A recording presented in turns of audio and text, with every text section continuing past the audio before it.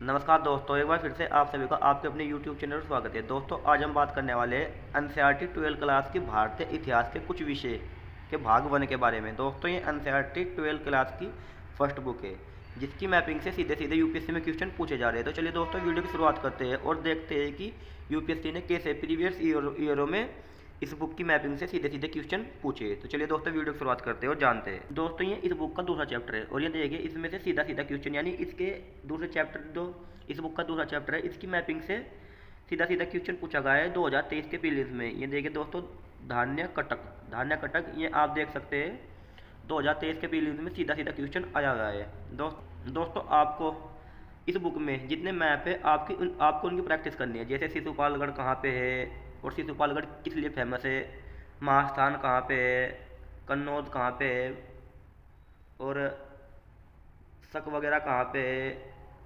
सोपारा वगैरह कहाँ पे है। दोस्तों, आपको इन सभी के एक ब्लैंक मैप लेना है और आपको इन सभी की प्रैक्टिस उस ब्लैंक मैप पर करनी है। आप अगर इनमें से कोई भी स्थान अगर करंट में चलता है किसी भी कारण से, तो आपको याद रखना है कि वो आपके लिए काफ़ी काफ़ी काफ़ी इंपॉर्टेंट हो जाता है दोस्तों। क्योंकि यदि चोलचेर पांडे तो फिलहाल ट्रेंड में है यूपीएससी के, आपको इन्हें तो बिल्कुल भी छोड़ना नहीं है, आपको इन्हें बहुत अच्छे तरीके से जानना है। दोस्तों, आपको इन सभी स्थानों को अपने मैप पे ड्रॉ करना है, ब्लैंक मैप लेना है और ड्रॉ करना है और उनके बारे में थोड़ा थोड़ा जानना है। जैसे धान्य कटक का क्वेश्चन पूछ लिया था और हम आपको दिखाएंगे कि और भी क्वेश्चन है जो इस बुक से सीधे सीधे पूछे गए हैं। जैसे ये देखिए दोस्तों, ये देखिए जो कलसी वाला क्वेश्चन है, कलसी वाला क्वेश्चन सीधा सीधा 2022 के प्रीलिम्स में पूछा गया है। 2022 के प्रीलिम्स में सीधा सीधा क्वेश्चन पूछा गया है। 2022 में कलसी को कर्नाटक में दिखाया गया है, लेकिन ये कहाँ पे है, ये उत्तराखंड में है। तो दोस्तों, आपको ये छोटी छोटी कॉमन चीज़ें याद रखनी है। और आपको फिर मैं आपको एक बात बताना चाह रहा हूँ कि जो अशोक के अभिलेख है उनसे क्वेश्चन आते हैं, अशोक के अभिलेखों से क्वेश्चन यूपीएससी पूछता है। जैसे कंगन के बारे में क्वेश्चन पूछा था और यहाँ पर देखेंगे कलसी के बारे में भी क्वेश्चन पूछा। तो इनमें से किसी भी जो ये अशोक के अभिलेख है, इनमें से किसी के बारे में भी क्वेश्चन पूछे जा सकते हैं। जैसे गिरनार का अभिलेख कहाँ पे, या फिर गिरनार कहाँ पे है। शायद गिरनार तो एक बार यूपीएससी ने पूछा भी है, गिरनार कहाँ पे है। तो आपको याद रखना है कि जैसे गिरनार गुजरात में है, आपको याद रखना है कि जैसे सांची कहाँ पे है, सांची एमपी में है, ठीक है। और ये किस किस लिए फेमस है, आपको ये भी याद रखना है। जोगढ़ कहाँ पे है, जोगढ़ भी था उस वाले कल से वाले उसमें, जब कल से वाला क्वेश्चन पूछा गया था तो ये पेयरिंग वाला क्वेश्चन था।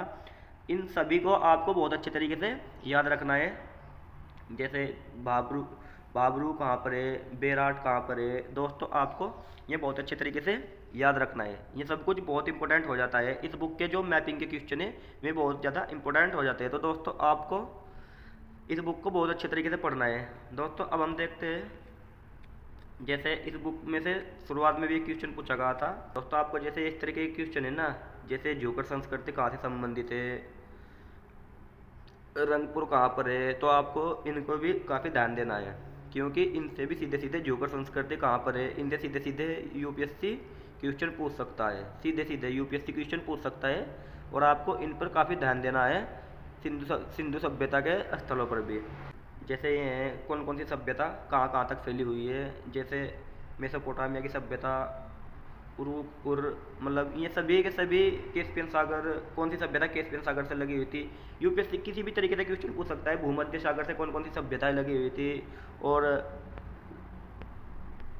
लाल सागर से कौन कौन सी सभ्यताएं लगी हुई थी, अरब सागर से कौन कौन सी सभ्यताएं लगी हुई है। तो दोस्तों, आपको ये सभी चीज़ें काफ़ी इंपॉर्टेंट हो जाती है और आपको इन्हें बहुत अच्छे तरीके से करना है। ये मानचित्र भी काफ़ी इंपॉर्टेंट हो जाता है, जिसमें आपको आमरीनाल, दमसादात, कोट दीजी, सिसवल, ये सभी आपको अच्छे तरीके से मैप पे ड्रॉ करने हैं। और हाँ, याद रखना है कि अगर इनमें से कोई भी स्थान किसी भी कारण करंट में रहता है तो वो काफ़ी काफ़ी इंपॉर्टेंट हो जाता है। दोस्तों, जैसे ये देखिए, यहाँ से क्वेश्चन यूपीएससी ने पूछा है, धोलावीरा के बारे में यूपीएससी ने क्वेश्चन पूछा है। हालांकि वो यूपीएससी का करंट का क्वेश्चन था, करंट था वो उस टाइम, लेकिन फिर भी धोलावीरा के बारे में यूपीएससी ने क्वेश्चन पूछा है। आपको धोलावीरा के बारे में ये देखिए, यहाँ पर ये देखिए धोलावीरा के बारे में यहाँ पर बताया भी गया है कि धोलावीरा में कैसे कैसे क्या क्या पाया जाता था। यहाँ पर भी ये सब कुछ धोलावीरा के बारे में ही बता रखा है। तो दोस्तों, आपको याद रखना है कि आपको जैसे फिलहाल राखी गढ़ी चल रहा है करंट में, तो आपको राखी गढ़ी के बारे में पढ़ना चाहिए। ठीक, सिंधु सभ्यता के और भी स्थान है जो करंट में चल रहे हैं, आपको उनके बारे में पढ़ना चाहिए। तो दोस्तों अब इस बुक में जो इम्पोर्टेंट है मैं लास्ट में, दोस्तों आपको लास्ट में जैसे यहाँ पर मतलब ये जो बौद्ध धर्म से संबंधित है ना, बौद्ध धर्म से संबंधित पूरे की पूरी स्लाइड, जैसे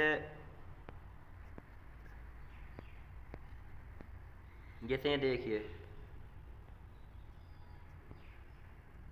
सांची कहाँ पर है, महानदी कहाँ पर है, लुम्बिनी कहाँ पर है, कुशीनगर कहाँ पर है, सारनाथ कहाँ पर है, भरूच का सपूत कहाँ पर है, और अजंता के बारे में तो यूपीएससी ने क्वेश्चन पूछ भी लिया है, नासिक कहाँ पर है।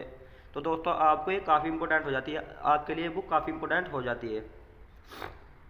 और दोस्तों इसका जो ये लास्ट के 2 चैप्टर है ये आपको बहुत अच्छे तरीके से करने हैं, जिनमें जैन धर्म और बौद्ध धर्म के बारे में बताया गया है। दोस्तों आप देखते होंगे, आपने प्रीवियस ईयर के क्वेश्चन भी पेपर भी देखे होंगे कि यूपीएससी बौद्ध धर्म और जैन धर्म से लगातार क्वेश्चन पूछती है, लगातार बिल्कुल यूपीएससी बौद्ध धर्म और जैन धर्म से क्वेश्चन पूछती है।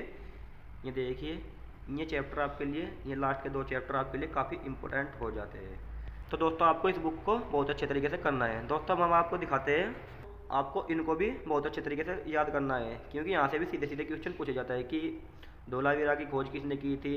फिलहाल तो यूपीएससी थोड़ा फैक्चुअल की तरफ जा रहा है, तो आपको पेयरिंग में से दे सकते हैं कि धोलावीरा दे दिया और उसके सामने उसके खोजकर्ता दे दिया, फिर आपको पेड़ दे दिया कि कितने युगम से मिली थे। तो आप ऐसे भी मतलब अपनी तैयारी करके चले, खासकर एनसीईआरटी से। ये देखिए एसआर राव वगैरह मतलब कहाँ से संबंधित है, तो आपको ऐसे भी अपनी तैयारी करनी चाहिए। तो दोस्तों यूपीएससी इस बुक से मैपिंग से सीधे सीधे क्वेश्चन पूछ रही है, और आपको इस बुक को काफ़ी अच्छे तरीके से तैयार करना है। जैसे ये देखिए जो महाजनपद वगैरह है, शुरुआत में थे महाजनपद और उनकी राजधानी।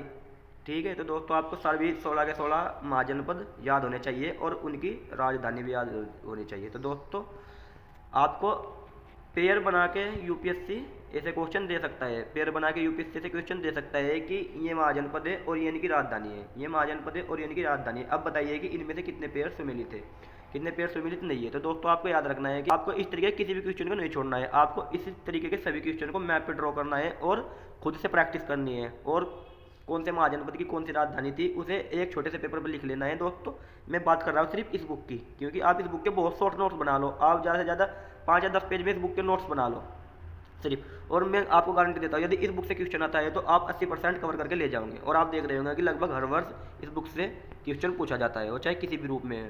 तो दोस्तों अब हम आपको दिखा, ये देखिए दोस्तों आपको यहाँ से भी मतलब यहाँ से भी सीधे सीधे क्वेश्चन आ सकते हैं, सीधे सीधे बिल्कुल। मतलब गुप्त शासन कहाँ से चालू हुआ,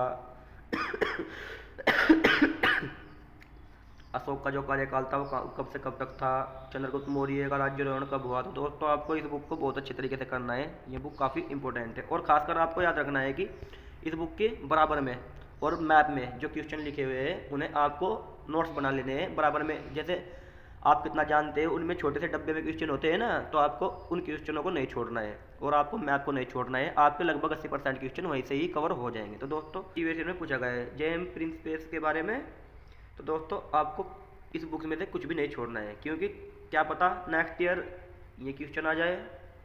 ठीक है, तो दोस्तों आपको जानकारी कैसी लगी, यदि जानकारी अच्छी लगी चैनल को सब्सक्राइब करें, वीडियो को लाइक करें, शेयर करें। Thank you. बाकी इस बुक को बाद में पूरी पढ़ाएंगे और कैसे कैसे तैयार करना है बाद में बताएंगे। Thank you.